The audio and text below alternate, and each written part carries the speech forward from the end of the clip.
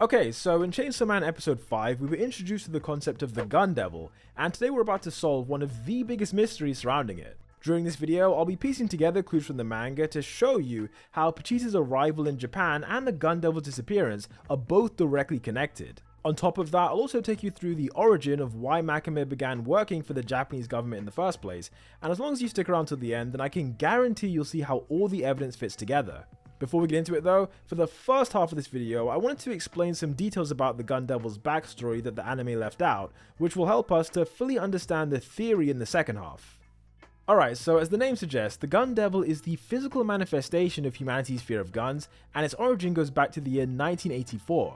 During that year, civilians around the world were buying tons of firearms as a way of protecting themselves against devils, but this behaviour had a knock-on effect on society. As Makima said, more people having guns led to an increase in gun-related crime and an increase in civil unrest in some parts of the world. With all of that craziness going on, it meant that the media was consistently talking about gun violence, creating a chain reaction where people then started to become more fearful towards firearms themselves. Given that the strength of any devil depends on how many people are afraid of it, the Gun Devil's power was quietly growing throughout the early 1980s, until eventually it showed up in 1984. On the 18th of November of that year, following a gun-related terrorist attack in America, the Gun Devil went on a rampage across the entire planet, killing 1.2 million people. Although episode 5 didn't show its physical appearance, in the manga it has a giant handgun sticking straight through its skull, and inside its ribcage are hundreds if not thousands of screaming heads. When we take a closer look, you can see that each face does have their own individual features. For instance, some have mustaches and stubble, whereas others are clean shaven, and it got me thinking that these are probably actual people. My initial thought is that these are just innocent humans who were offered to the Gun Devil by the American government, which is a conspiracy that I'll be discussing in more detail when we get to the theory part of the video. Alternatively, maybe the Gun Devil just has the ability to harvest the souls of certain men that it kills, with the ones here being selected perhaps based on their age or whether or not they have a shiny bald head. As ridiculous as that sounds, something like that wouldn't be that surprising because the Gun Devil does have some weirdly specific powers. For example, during one of its massacres, it had the ability to target and kill every living thing except people who were born in the months of April, July, and October. Another example is how he was able to kill adult men within a certain radius, whereas adult women inside that radius still had a chance of survival. When you have powers as specific as that based on things like gender and the month people were born, I feel like stealing souls based on certain criteria like age and other things, it's not that crazy of an idea. Anyway, like I was saying, in 1984, the Gun Devil went on a rampage and wiped out over 500,000 Americans in just under 2 minutes. Its insane level of speed meant that it could do this and then travel to other nations within a few seconds. In fact, it was so fast that pieces of its flesh tore off as it was speeding through the air. Thanks to Makima's words in the manga, we know that the gun then went on to murder 8,000 people in Canada, 6,000 people in Mexico, 58,000 people in Japan, and nearly 30,000 in India. Later on, over 155,000 were killed in the Soviet Union as well, but because the country was so massive, it took the Gun Devil nearly 4 whole minutes to finish the job.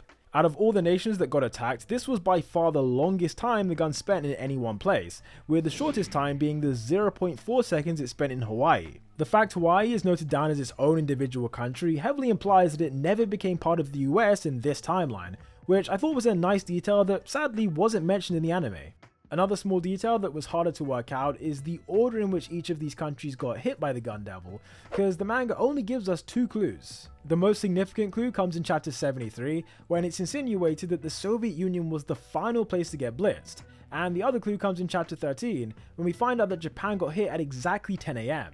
No other country was given a precise time of day like this, so I guess we can assume that Japan might have been the first one, but regardless, the attack only lasted for 26 seconds. During those brief moments, entire cities were flattened and countless homes were destroyed, including the home of the Hayakawa family. When the Gun Devil arrived in Japan, Aki and his brother were having a snowball fight outside, but as Tayo's hands got cold, Aki innocently sent him to get gloves. It was at that exact moment that their house and Aki's entire family was torn to shreds in front of his eyes, and while it's obviously not his fault, you have to imagine that he feels some kind of guilt or regret about the exact way things happened. That guilt and regret likely contributes to his demeanor and, his desire to get revenge against the gun, and the only way he can do that is by finding the pieces of flesh.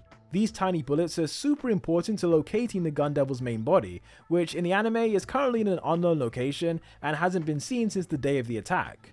Now, with that explained, it's time to move on to how the Gun Devil's appearance was directly tied to Chainsaw Man and Makima herself. In order to do this, we need to discuss info that won't be revealed in the anime for a long time, so if you're an anime only watcher and don't want to know anything, then this is the time to pause the video, hit that sub button, and come back when you're ready to hear a few spoilers. For everyone else, it's time to break down what really happened in the 1980s, and the place we need to begin is chapter 73. In that chapter, Makima revealed some mind-blowing intel to Denji and the gang, which is that the Gun Devil was actually captured by humans on the same day it first appeared.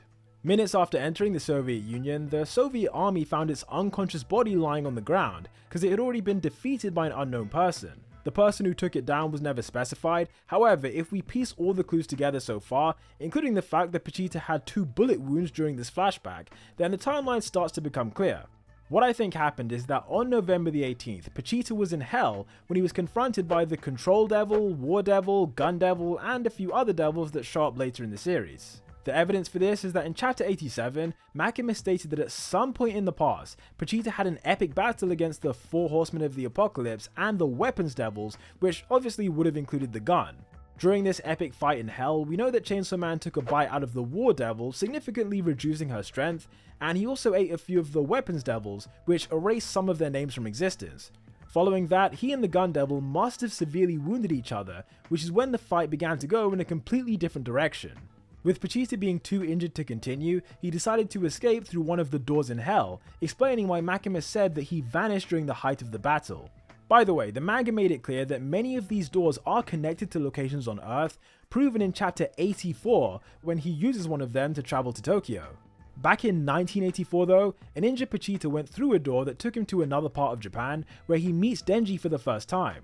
Suffering from serious gunshot wounds from the Gun Devil, his body then morphed into a tiny orange dog, which is something Makima described as his near-death form. As we saw in the anime, Denji then offered human blood to help Pochita regenerate himself, and the two of them form a binding contract where they agree to help each other going forward.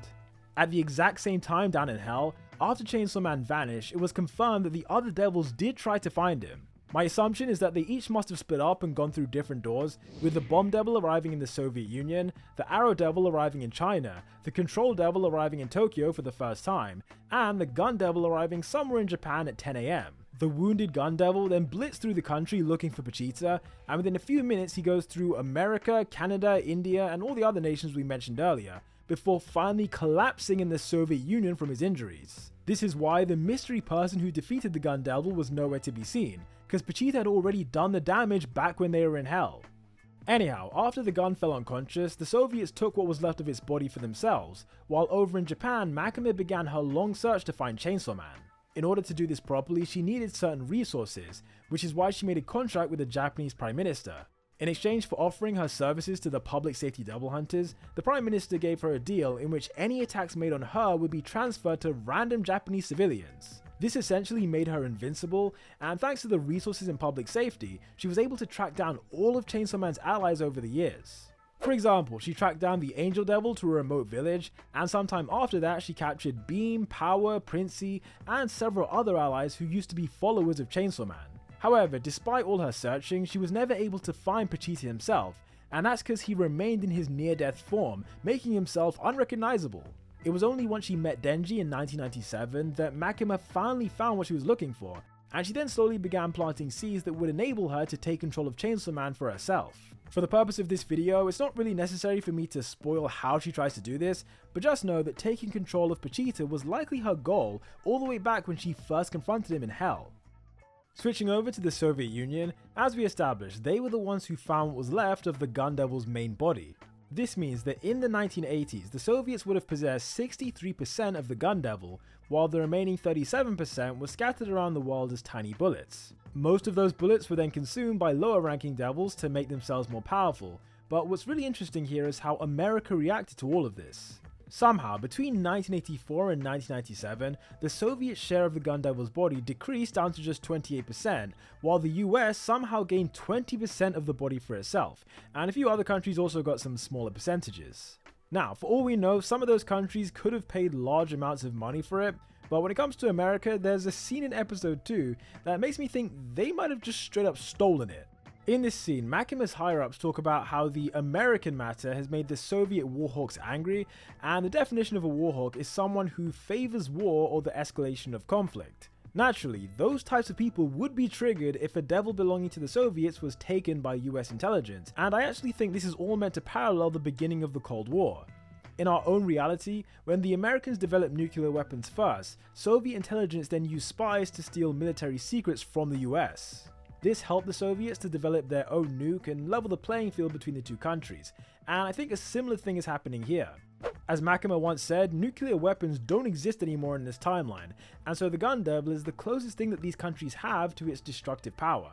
Back when the Soviets found its body in the 80s, they became the only country to have this insane potential, and so it shouldn't be surprising that other countries would want to get in on that. The way I see it, it's possible the Soviets might have been willing to sell 11% of their body to China, but there's absolutely no chance they would have sold a whole 20% to America. Giving away that much of the gun devil to the US is something the Soviet warhawks would have never allowed to happen, which is why I'm pretty sure the American matter relates to the US taking it through espionage. This brings me to the conspiracy that I briefly referenced earlier in the video, which is that the American government has sacrificed some of its own people to the gun. In chapter 75, we saw firsthand that countries are using devils for military purposes, when the president made a contract with the gun devil to kill Makima. He made this deal by offering the gun 1 year from the lifespan of all American citizens, and when we consider that many of those people already had less than 1 year to live, the president effectively handed over their souls. That's why I think many of these people here are American citizens who had their lives cut short, and also potentially other victims who were sacrificed during any previous contracts that were made between the gun devil and the Soviet Union. Anyhow, before we wrap this video up, there is one tiny detail about this theory that I know some of you are probably thinking about, and that is the issue of Denji's age. If we assume that my theory is correct and that Denji met Pochita in 1984, then that would mean he's around 3 or 4 years old in this flashback. Personally, when I first saw this flashback in the anime, I thought he looked around 10 years old, but for the theory to work, that can't be the case, because if Denji was 10 in 1984, then that would make him 23 in the present day. Clearly, he's not that old, although because of his crappy upbringing, no one is certain what his exact age is. According to Denji, he thinks he's probably around 16, but given that he wasn't sure about this, it's possible he could be 17, 18, or even 19. The fact is, no one knows for certain, not even Denji himself. If he was to be 19, then that would make him around 5 or 6 years old during this first encounter, which looks more realistic, to be honest. Like, that could work. But yeah, let me know your thoughts in the comments down below. Do you think the ages line up? Anyway people, if you enjoyed this video, then be sure to drop a comment below letting me know what you think, and subscribe to the channel if you want to see more theories like this. Until the next one, peace out.